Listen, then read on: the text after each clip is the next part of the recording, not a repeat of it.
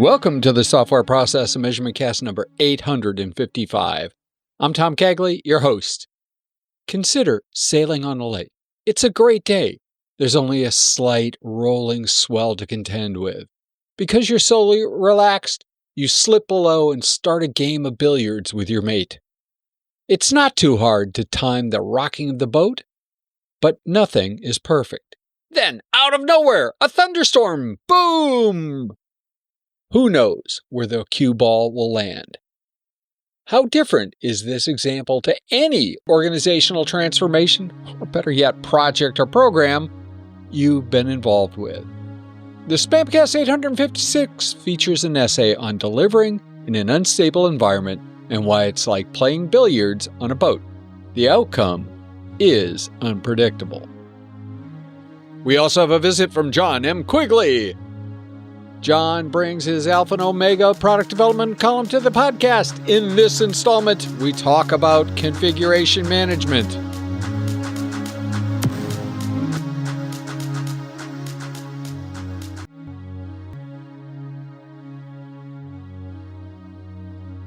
Navigating the tempest, delivering in an unstable environment. Seth Godin's evocative analogy of playing billiards in a boat struck a chord, resonating deeply with my work in guiding teams and organizations through change. It's a vivid depiction of the challenges inherent in delivering projects and services during constant flux, a reality far more common than many leaders acknowledge. Just as the unpredictable motion of a boat disrupts the precision required for successful billiard shots, unstable environments introduce variables that derail even the most meticulously crafted plans. The sheer prevalence of this scenario became startlingly clear when I researched the concept. The proliferation of technological solutions for playing billiards in a boat, gyroscopic balls, self-leveling tables, speaks to the universal struggle to maintain stability in a shifting context. While few of us literally work on a cruise liner, the metaphysical boat we navigate is often just as turbulent. Fluctuating market conditions, volatile political landscape, rapid technological advancements, and internal organizational upheavals all contribute to a wobbly foundation. These forces act as the boat's relentless rocking, altering the trajectory of progress and rendering predictable outcomes elusive. The most insidious aspect of these unstable environments is their capacity to undermine expertise. Even seasoned professionals find their strategies faltering when fundamental assumptions upon which they are built are constantly challenged. The temptation is to cling to established methods, to force a linear progression in a nonlinear world. It's strong. Yet this approach is akin to attempting a complex billiard shot without accounting for the boat's motion, futile and ultimately counterproductive. What truly concerns me is the prevalence of leaders who attempt to navigate these dynamic scenarios in isolation, disregarding the insight of experienced change consultants. They operate under the illusion that sheer willpower or established frameworks can overcome inherent unpredictability of the environment. However, the reality is far more nuanced. Success in such contexts hinge on adaptability and responsiveness. It requires constant recalibration of strategies, a willingness to abandon preconceived notions, and a commitment to iterative development. This process transforms the delivery process from a controlled linear progression to a series of reactive adjustments, mirroring the billiard player's constant need to adjust their shots to compensate for the boat's unpredictable sway. The outcome becomes less a product of rigid planning and more a testament to the ability to navigate and respond to an ever-shifting current of instability. The key to thriving in these turbulent waters lies in embracing a mindset of continuous evaluation and adaptation. It necessitates a willingness to challenge core assumptions, to scrutinize performance data, and to remain open to course correction. Measured and observed performance, not mere assumptions or wishful thinking, must guide decision making. This requires a culture of transparency and a commitment to data-driven decision making. Furthermore, fostering resilience within teams is paramount. Individuals must be empowered to embrace change, to experiment, and to learn from setbacks. This requires cultivating a culture of psychological safety, where individuals feel taking risks and sharing their insights is possible without fear. Ultimately, delivering in an unstable environment is not about achieving perfection or eliminating uncertainty. It's about developing the agility and resilience to navigate the inevitable challenges that arise. It's about embracing the billiards on a boat metaphor and recognizing that success lies in the ability to adapt, learn, and iterate. If you're not prepared to continually reevaluate your core assumptions based on performance, to embrace change as a constant, and to foster a culture of adaptation, then a true transformation is likely beyond reach. The turbulent waters will simply overwhelm any rigid structure, leaving only the adaptable and resilient to navigate the storm. Thoughts, comments, all welcome. Please feel free to reach out to us at spamcastinfo@gmail.com or leave a message at 01-440-668-5717. We look forward to the conversation.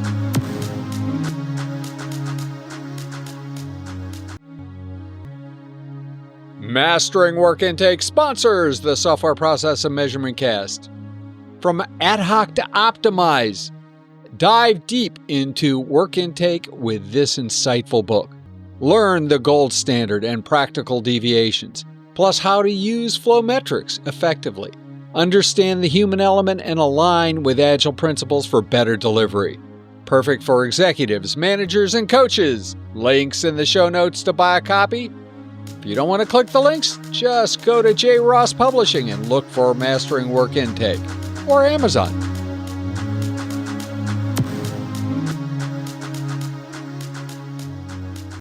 Jon M Quigley, welcome to the Software Process and Measurement Cast. As always, Tom, it is such a hoot to sit down and chat with you. Yes, it is always. I have a great time doing this. Jon, let's talk a little bit about configuration management.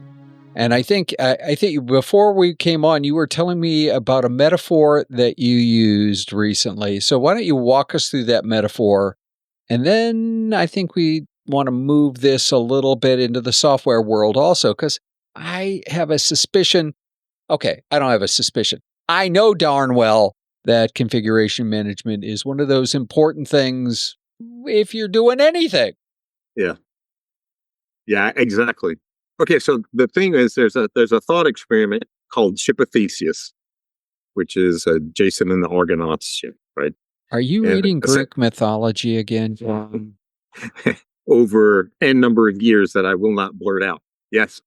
In fact, probably the source of this there's a 1950-something movie called Jason and the Argonauts. Now, I wasn't around when the movie came out, but I watched it as a kid because I liked old movies even as a kid. I think if I were a little bit crazier, I would, and I may do it anyway, I might go and find out when Jason and the Argonauts first came out. That was a claymation movie, or it was stop action animation. Yeah, it's got that in it. Yeah. And it's 56, I think. 56? Yeah, I think maybe. I was born but then. You should look, because I might be wrong. I'm probably wrong. Okay. Well, you're a young whippersnapper then. I wasn't even around. I wasn't a glint in somebody's eye. Okay. By the time I was watching it was probably a 20-year-old movie. Okay. So Jason the Argonauts, ship of Theseus. Yeah. So the thought experiment goes like this. I have this ship, and as things wear and tear, I replace planks on the ship. Makes sense. Seems kind of simple. At what point is this ship no longer the ship that Jason and the Argonauts sailed on, or that it was, of fame, the famous ship? And somebody asked me on LinkedIn what made me write this. And I told him there's a couple of things, because, As I was telling you, I was compelled to read Greek literature in AP English in high school. Not really compelled. I didn't want to let it out that I'm kind of a little bit of a geek, but there you have it. But also, and the fan of the movie, but also because I've seen engineers. I'm not going to say take a cavalier toward configuration management. Let's just say they make changes to the product that may have an impact on what the product actually is, and don't change anything like any documentation about the project. Don't change the part number associated with the project, or the product. So you end up with a thing that's built over n number of years that actually has a number of changes in it, and they may not actually be form, fit, or function. Right? The typical thing is, I didn't change the form, I didn't change the fit, and I didn't change the function, so I don't necessarily need to change the part number. And that's not really very true. It kind of depends on what happens after you put this thing in the field. For example, for me, if I change a supplier of a particular component, I would probably change the part number because I need a boundary condition to tell me that that this part is different than those previous parts over the last few years. And that's a configuration management thing. I'm delineating one set of things from another set of things. It might, in fact, be very close to the same or exactly the same, but that sort of depends on what happens next. It's not as simple as write a script and follow that. So I recently saw on Facebook Marketplace an antenna, a used antenna, a ham radio antenna. And I had used that back when I was first a ham. And I still had parts of it laying around in my garage. So I figured, okay, I'll buy it. And maybe it was a hair undersold in terms of condition, but I bought it, and it's like, okay, I'll use the good parts that I have and the good parts that they have, and I'll just reassemble it, right? It's the same antenna. It has the same model number, but the parts aren't all the same anymore. And the capacitors aren't all the same anymore. And yeah, but I pieced it together, sitting out in the front yard, leaning a little bit, but I'll fix that when I mount it for real. But it wasn't the same. And in reality, I know this is at a macro level in terms of configuration management. It's not the same antenna. It's a slightly different version of it. Sort of like buying running shoes. I have a brand of running shoes and a model that I buy, and they change it. They change the model every year, but at least they increment the model number. So I know it's in the same series kind of thing. Right. Yeah. It's a relative of that last thing. In fact, that's how one of the configuration management book we wrote with Kim Robertson, we were saying that's really how a springboard for innovation, because you have something you've already learned something that you're going to roll forward, right? This is going to be my base of the product. Now, how can I extend this to cover either, make it more comfortable for the customer, make it able to handle more of the throughput, if it's a widget, cheaper or whatever. The functionalities are improved, whatever those attributes of the product, those key product attributes are. These things, that configuration that led you to where you're at is a springboard for what comes next. It can be. So what's the answer? At what point isn't it the same boat or the same ship? Excuse me for the nautical faux pas. That is a really good question. And it's all about context. Well, I mean, there's the Stoic philosophy that said, you also see it in some of the Far Eastern philosophies that a person can't cross the same river twice, right? You're not the same person, and it isn't the same water. So if you change one board, is it not the same boat? Or if you change the masts, is it not the same boat? Yeah. Or if you change none of the masts, and a couple of boards, same boat. What's the value of the attribute? in the case of Theseus. Well, ship what do you Theseus. mean by what's the value of the attribute? If what I'm looking for is preserving a historical record in the boat, then replacing one plank could be arguably this is no longer that ship. I have a 70s Fender Precision bass, and when I first got it, and when I was like much younger and much more volatile individual, I was playing it one day I'd broken my arm in a motorcycle crash, and I was playing it with my right hand in a cast. And I was having a hard time doing it. Probably shouldn't even been doing it. And I got angry and I tossed it. I'm very lucky it didn't break anything bad, but I did crack the pickup guard where the jack goes in, because it comes in at the front. Broke that off. It still works, but I should probably get another. They still make the pickup guard. I should just pull that one off, buy a new one, and put that back on. But I can't bring myself to do that, because then the thing is not the 1975 Fender Precision bass. It's, in my mind, it's mostly a 75 Precision, but I have no idea what that pickup guard is. You can't go to my father-in-law before he died. A lot before he died, rebuilt a car, and he traveled for a long time all around the United States, pulling his trailer around to go to car shows and junkyards and things like that to buy parts for it, because he wanted it to be all the OEM parts, original manufacturer parts. So you can't find a Fender junkyard and buy. It's so sad that I didn't think of that until you started going down this, and I'm like, oh God, that's how you do it. Maybe. Now the thing is this: I play it, and I have no interest in. I am not interested in ever selling it. I'll have to probably be in the ground, and then maybe it gets, or I give it to my kid, and he can do whatever he wants to do with it. So from a monetary standpoint, it doesn't bug me so much, but from I guess it's an aesthetic thing, because it has no real impact on the playability of the thing. So, well, you brought it up, so that I suspect that there's at least an aesthetics thing going on there. Yeah.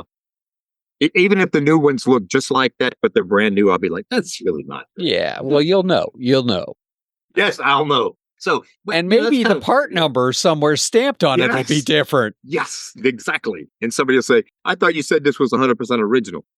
No, not according to the pick guard. It's not. I'm like, okay, yeah, you got me there. But that seems kind of trivial, doesn't it? It still plays like a Fender P bass from the 70s. So, John, why is all this really important? It sounds, you could hear somebody making the argument that this is just too much documentation. Why should I care? And that can be a very sound argument, an appropriate argument. I generally try to err on optimizing the documentation, but that means you have to kind of think forward. You can't make a decision on the documentation for the information you have now. You got to think of what are the needs at some future date. Now, in the case of my pick guard and your dad and I are simpatico here. It probably didn't matter if the parts weren't exactly OEMs. Oh, actually, with the car thing, it did, because he wouldn't have been able to show it. He wanted to show it. Ah, okay. And okay, so I'm it the would odd have one out mattered. here. He would have gotten booted. Yeah, okay. Then you're right. Then that's the thing, though. It's what's the objective of the thing, and what are the long-term go back consequences? to that darn context thing. Yes. What's the objective? What are the consequences of missing this?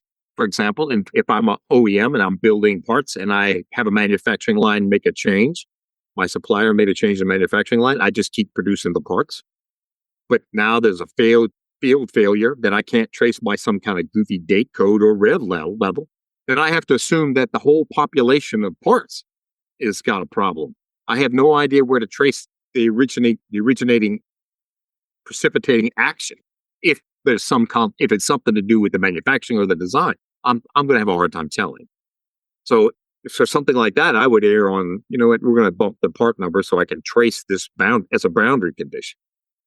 You know, even if it costs me a couple of $100 or a few $1,000s to launch a new part number into the system of the organization. I recently, and this is a little, it's in the same configuration management category, ran across an organization that was having a hard time understanding which modules in their software were related to other modules. And so therefore it was very difficult for them. You know, they okay, we got to do this project, and it's okay, it's going to affect this, and know what else gets affected. Unfortunately, until significantly later. And then it's like, oh my, we, have all these other things that are related. That's an automotive thing also. These systems are very complicated.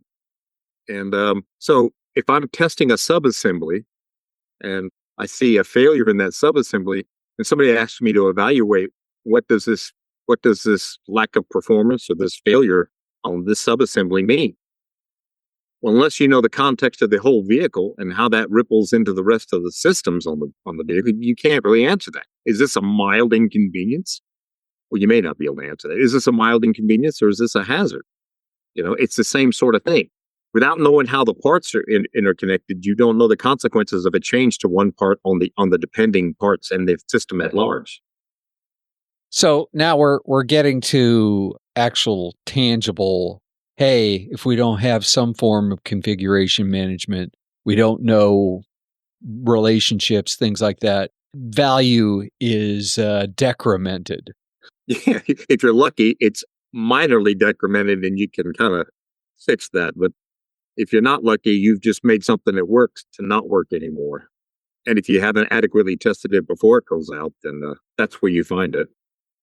Or, I mean, there are scenarios where it's, you're probably not going to hit all of the edge cases and all of the cases. So you get it, you might test it adequately. You just might not get lucky.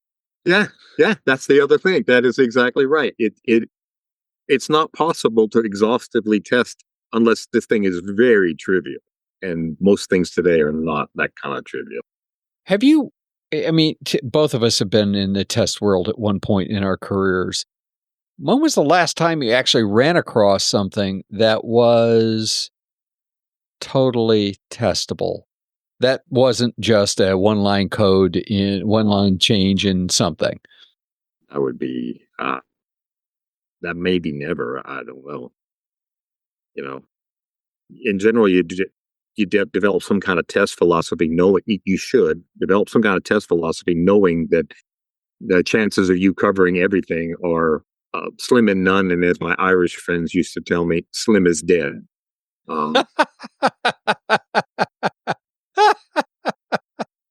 Thank you, William Stewart. Okay. All right. Good call out. Why then, my controversial question of the week, why then are testers and quality assurance, testers, that whole idea that testers are quality assurance, maybe quality control in my mind. But let's say, why are then testers, why is it thrown on their shoulder when something goes wrong that it's their fault that it got through? Well, I'd say there's a couple of things here. To specifically answer that question, I think it's the person who last has it is part of it. And people perceive testing as the last chunk. That's the place where it's supposed to You touched it last, you own it. That's right. You should find it. That's not true necessarily. But here's the other thing. If the size of my test scope is much larger than what I actually put forth as a test plan and effort, then maybe you could argue it is in fact the test group fault, or the project manager who said you must truncate your test, or your organization. Yeah, I was about to say, John, when you were in that world, when was the last time you weren't squeezed like a sponge? It's always squeezed. Yes, exactly. Like orange juice. That's right. So my guess is that the organization or the project setup are going to be the real places because those are the things that say, I know you need 6 weeks, you have 2 days. So You know, that's when you step back and say, okay, what are the most risky things I have to look for, and what aren't? yeah, And part of knowing that is understanding. That's where, again, I think where a good understanding of configuration management comes in, because you know those areas, if you have good configuration management, where there are a lot of interfaces, or they've been changed a whole lot because they're always friggin' break. yes, that's that. I would agree with that 100%. I agree with that 100%. And you know what? It's not as simple as what we're talking about. It gets much worse if you're a tester, from my experience, because that lack of configuration management can mean you're getting a software and a piece of hardware with no release notes. They won't even. You have no idea what's in You this thing can't or do how the it. Vulcan mind meld? Yeah. Well, I think my career was truncated at least one company because I'm like, you don't have release notes. What's in it? And they're like, stuff. Can you tell me specifically what's in it? No. And I'm like, okay, we're going to top test. We're going to top down test this thing then. Every piece, because you can't tell me what's in it, which results in a bunch of defect reports, fault reports. And when I report the fault, my team, I don't report it. I was the manager of the department. But when my team reported a fault, they come to me and they say, this is what we found. I'd say, well, put it in the fault tracking system. This supplier would say, we haven't built that yet. And I said, well, you didn't tell me that wasn't in there. So we wasted our time testing it. Now you can waste your time watching the defect report mature. Or, on the other hand, and here's really the point, now I had a list of the things I could trace. This is supposed to be there. It's not. Well, when you deliver a software, you just tell me it closes that defect report. I know that's in the software now, or the hardware, or the combination. Yeah. Yeah. So it wasn't all punitive, but I tell you what, people started talking to me about what was in the stuff after that. Yeah, and I could, I would also be very careful going out in the parking lot late at night then. Yeah. Well, I'm pretty sure that was a terminus of my career. It was, I'd say it wasn't abrupt. Let's just say if I'm a boat, the engine just shut off and I'm just kind of gliding to a standstill. Yeah. But you know what? I did what's right. I got no problem with it. I did what was best I felt was best for the company. So how did you answer the I mean, you answered the person in terms of where you got the analogy from, but what's the bottom line in terms of the ship of Theseus? It's going to be context based. What matters to you when it comes to, is this the original piece? What do I have to, not just now, but at some future date, what matters to you in being able to say something definitive about this part? If it's history, in the case of ship of Theseus, then at some point there's more replaced lumber than there is the originating. In which case, okay, now you have something that's a proximity of, but it's not really the original ship. Well, yeah, I have visited Old Ironsides.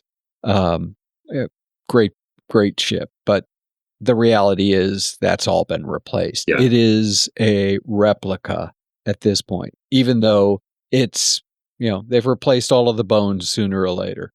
But it's pretty exacting, probably, as a replica. They replace chunks at a time, and it goes back in exactly the way it was. But right. It's still, you're right, it's not the same thing. It's not the same thing.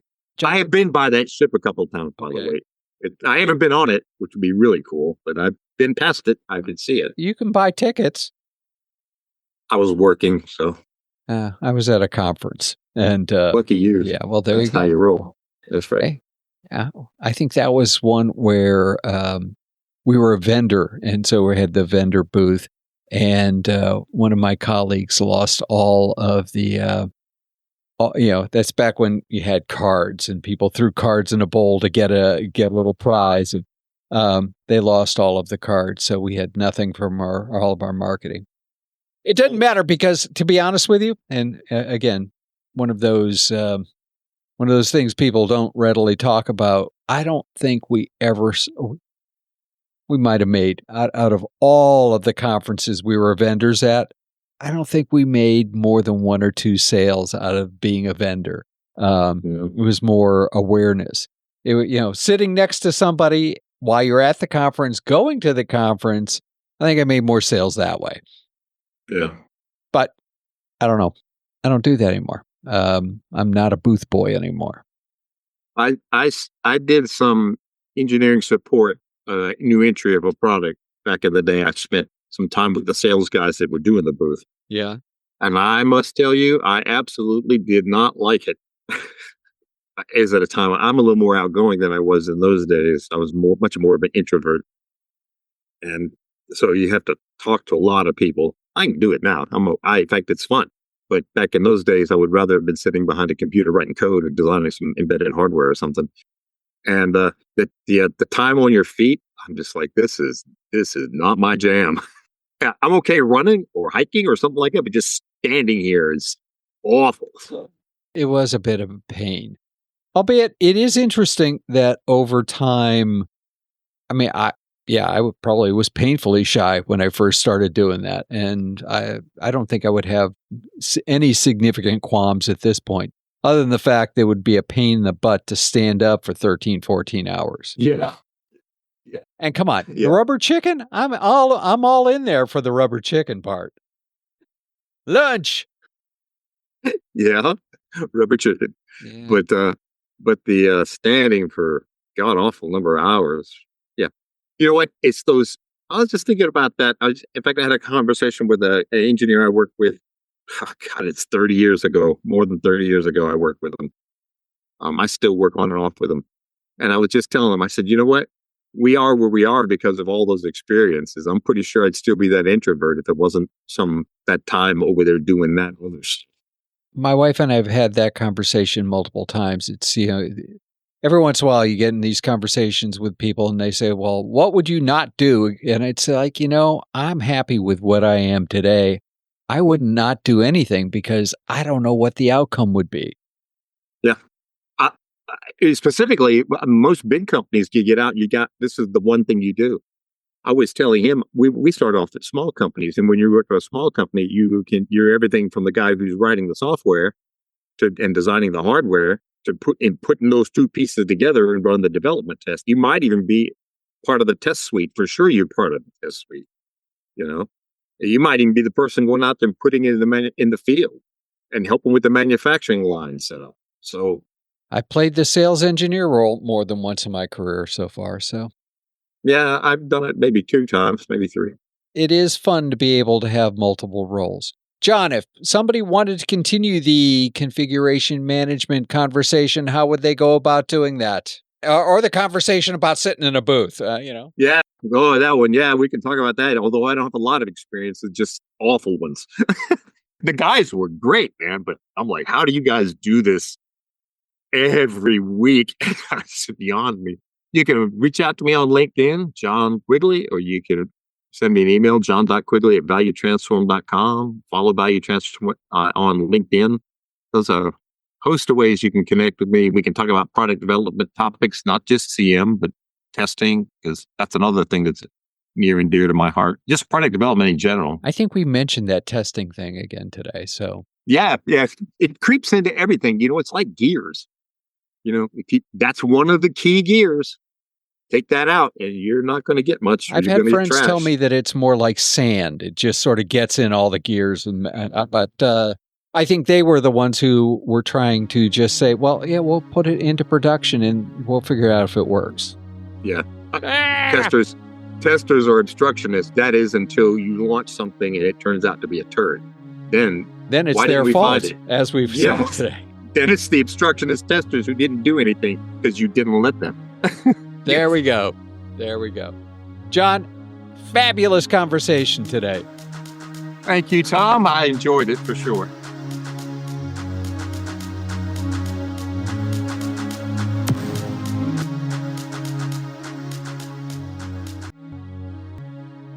In our reread of Development is Freedom this week, we tackle Chapter 8, Women's Agency and Social Change.